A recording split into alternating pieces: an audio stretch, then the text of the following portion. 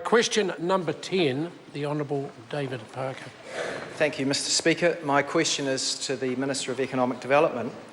Does the withheld NZTE-funded report on why most of the lambs died on the taxpayer-funded farm in the Saudi desert confirm or disprove the statement by the Honourable Nathan Guy on 18 June 2015 that he thought the lambs could have died in a sandstorm? Mr Speaker. Honourable Nathan Guy. On behalf of the Minister, the information sought is commercially sensitive and was provided to NZTE with an obligation of confidence. I do not think it is in the public interest to provide it to the House. I would note that at the time the Minister for Primary Industries made it clear that he understood the mortalities could have been due to a sandstorm, but that he didn't have the full details. Brownrigg issued a press statement later that day which indicated the mortalities were due to a rainstorm and a range of illnesses. Point of order, Mr Speaker. Point of order, the Honourable David Parker. I would ask for your assistance, sir. This is an area of public interest, funded by the government, overseas. NZTE order, can I have the point of order, please? Well, I think the Minister does have a responsibility to answer to this House, and I would ask that you request him to do so. Order. Can I ask the member to familiarise themselves with Speaker's ruling, and particularly 1933, obligation to answer? An answer must be given if it's consistent with the public interest. In this case, the Minister has responded on 2 points. One, it's not in the public interest, and two, it's commercially sensitive. That is his opinion. It's certainly what he's allowed to say, and it addresses the question. Point of order, Mr Speaker. Point of order, the Honourable David Parker. There must be a point where those claims just are not credible, sir. And so what I'm asking you to do, sir... Order, no. The Minister has given an answer. It may not be to the satisfaction of the member. My job is to see whether it's been answered and addressed in accordance with Speaker's rulings. I've done that. I've gone so far as to reference it to the member. That is the end of the matter. Proceed with further supplementaries is the best way forward for the honourable member.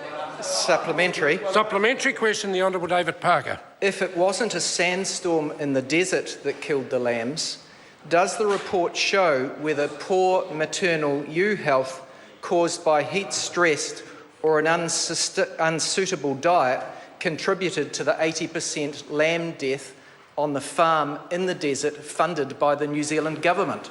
The Honourable Nathan Guy. Mr Speaker, on behalf of the Minister, I haven't seen their report, so I can't answer the details of that. Order. Point of order, the Honourable David Parker. Standing orders are clear, sir, that when ministers come answering on behalf of other ministers, they should inform themselves of the details, sir. Also, this is the Minister of Primary Industries who was willing to answer questions at Select Committee and yet comes here contriving to be ignorant of the answers. Order. Very, very soon we'll be moving to the next question. The Minister is responsible for his answer. If he rises and said he hasn't seen that particular report, then I must accept his word. If the member has other information or feels that this is a case of misrepresentation, then there's a very appropriate course of action, but it doesn't involve raising it on the floor of the House. We will proceed with further supplementaries. Point of order. I'm on my feet. We will proceed with further supplementaries, but if there's any more of what I consider to be pointless points of order, I will not hesitate to move to the next question. I'm trying to assist the member, but he must accept the answers that are given if they're in line with standing orders and Speaker's rulings. Point of order, Mr Speaker. I'll hear from Mr Hipkins. Point of order, Mr Speaker. Mr Speaker, I draw your attention to the primary question, which references the report in question that my colleague David Parker is asking about. In his answer to the primary question, the Minister said that he did not believe it was in the public interest for him to make further comment on the report. How could the Minister make that claim if he's not read the report? And that's for the Minister to judge and for the public of New Zealand to judge. That is the answer. Order! That is the answer that's been given by the Minister. It may not be satisfactory to members on my left-hand side. They will judge that. The public of New Zealand will judge that. The way forward is further supplementaries. Fresh point of order, Mr Speaker. I'd be grateful. Fresh point of order, and it's purely for a matter of clarity, Mr Speaker, because the Minister is answering on behalf of another Minister. Is he answering that the Minister hasn't read the report, or that he, as the Acting Minister, hasn't read the report? That's for the purpose of clarity so that we can tailor our supplementaries accordingly. The member in answering should have addressed the question, and answering on behalf he didn't. I'll allow the Minister to clarify, because I would judge that he's asking that as the Minister for Primary Industries, not as the Acting Minister of Economic Development. But I'll allow the Minister... I was answering on behalf of the Minister for Economic Development. Then that statement's been made. Further supplementaries, the Honourable David Parker.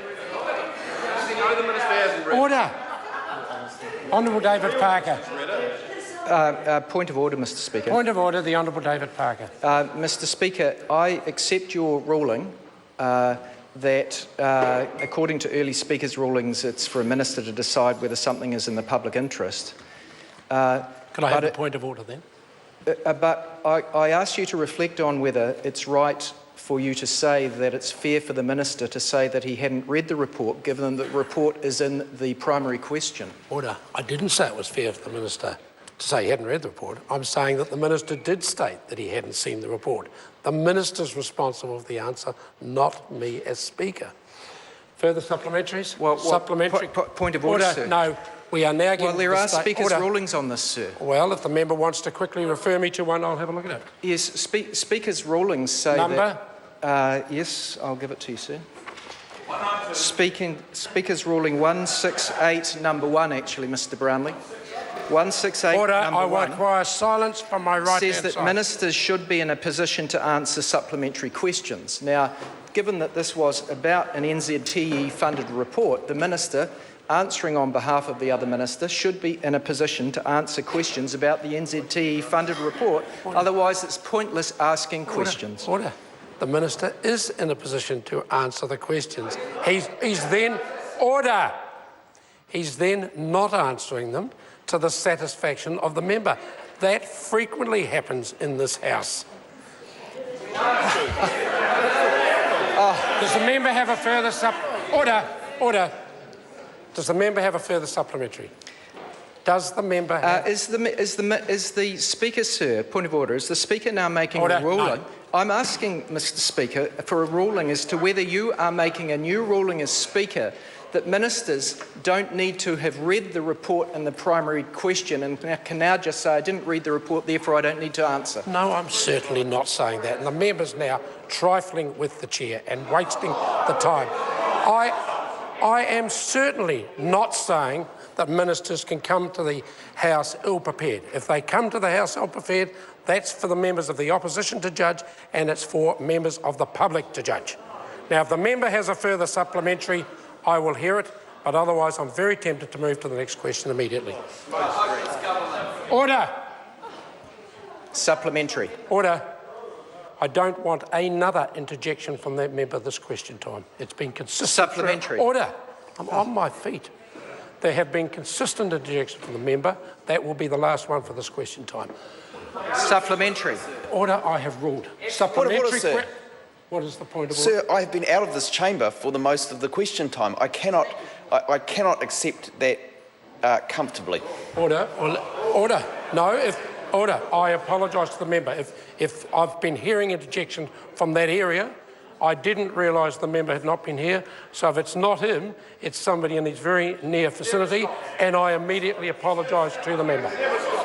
Point of order, Mr Speaker. No. Point of order. Fresh point of order, Mr Speaker. Very fresh point of order, Mr Speaker. If it is a genuine fresh point of order, I will hear it.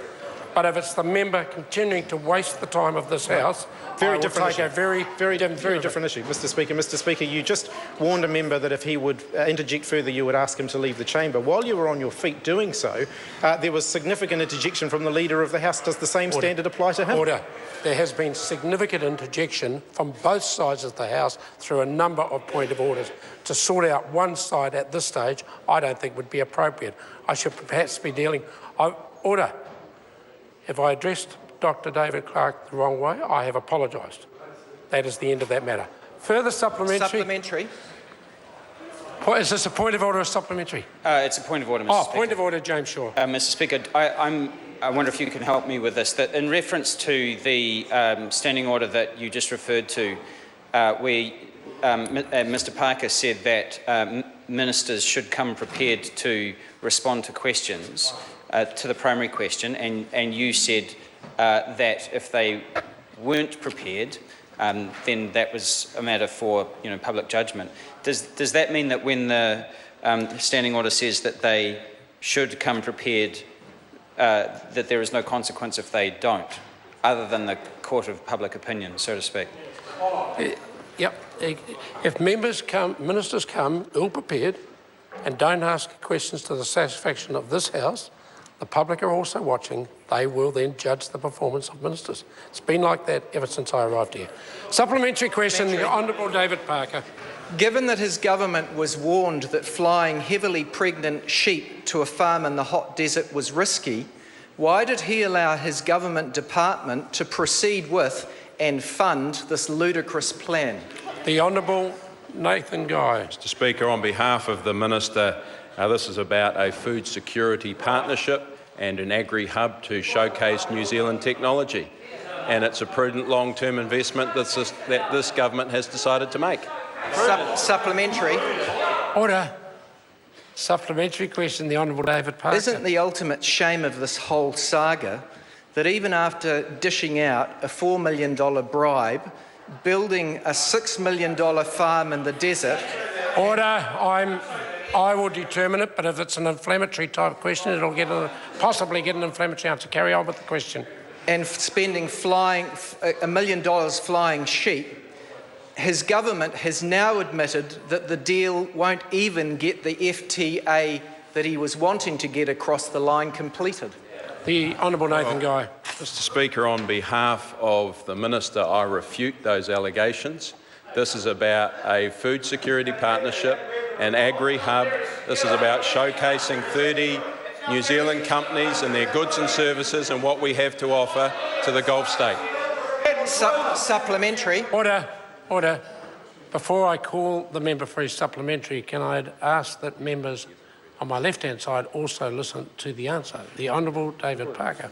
How much extra trade with Saudi Arabia and New Zealand agricultural products and services has resulted from the demonstration farm in the desert, excluding, of course, the $12 million of taxpayers' funds that have been spent?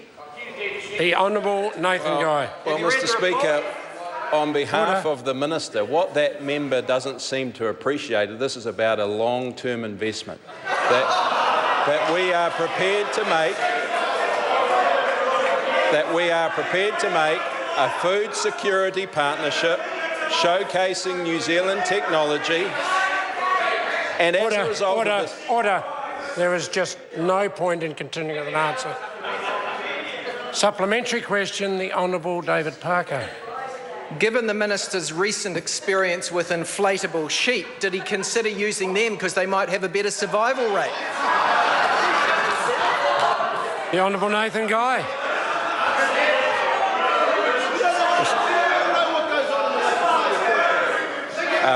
On behalf of the Minister, what we have seen this week is Labor's books are in a tatty shape and they are very undeflated. Question number 11, right on